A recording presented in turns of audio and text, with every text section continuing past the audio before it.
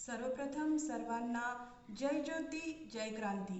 मी सौ प्रीती श्रीकांत जोल्ले, माणिकवाडा, यवतमाळ।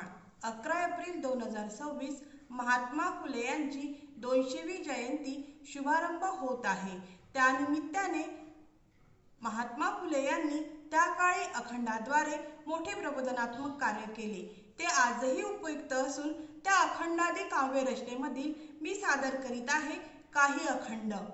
स्नान केल्यावर उल्हास मानस, स्नान केल्यावर उल्हास मनास, झटे उद्योगास आवडीने, झटे उद्योगास आवडीने, रुची करे लागे जाडे भरडे अन्न, रुची करे लागे जाडे भरडे अन्न, होईना अजीर्ण कधी त्यास, होईना अजीर्ण कधी त्यास, स्पर्शरोग त्यास होण्याचा अभाव, स्पर्शरोग त्यास होण्याचा अभाव, मनाचा संभव सर्व ठाई, मनाचा संभव सर्व ठाई, शरीरी स्वच्छता ठेवू विसरतो, शरीरी स्वच्छता ठेवू विसरतो, सुख ना भोगितो ज्योती मने, सुख ना भोगितो ज्योती मने। या अखंडामध्ये महात्मा ज्योतिबा फुले म्हणतात की स्नान केल्यावर म्हणजेच आंघोळ केल्यावर मन प्रसन्न व आनंदी होते, त्यामुळे माणसाला काम करण्याची इच्छा निर्माण होते आणि तो उद्योग काम आवडीने करतो।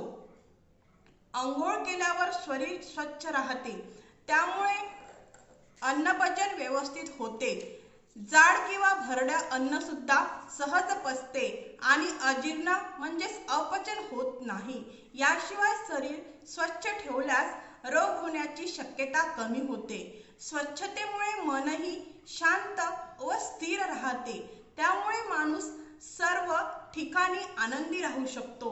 पण जर आपण शरीराची स्वच्छता राखली नाही तर आपल्याला खरे सुख मिळत नाही, हे फुले शेवटी सांगतात की या अखंडामधून आपल्याला हा संदेश मिळतो की स्वच्छता ही आरोग्य, आनंद आणि चांगल्या जीवनाची किल्ली आहे।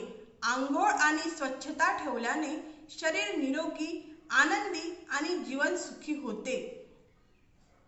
तर महात्मा फुले यांनी दिलेला संदेश आजही उपयुक्त असून आपण सर्वांनी हा संदेश उपयोगात आणावा ही सावित्री शक्तीपीठ पुणे महाराष्ट्राच्या वतीने मी सर्वांना विनंती करते। तसेच आमच्या सावित्री न्यूज इंडिया चॅनलला लाईक, शेअर आणि सबस्क्राईब करायला विसरू नका। धन्यवाद। जय ज्योती जय क्रांती।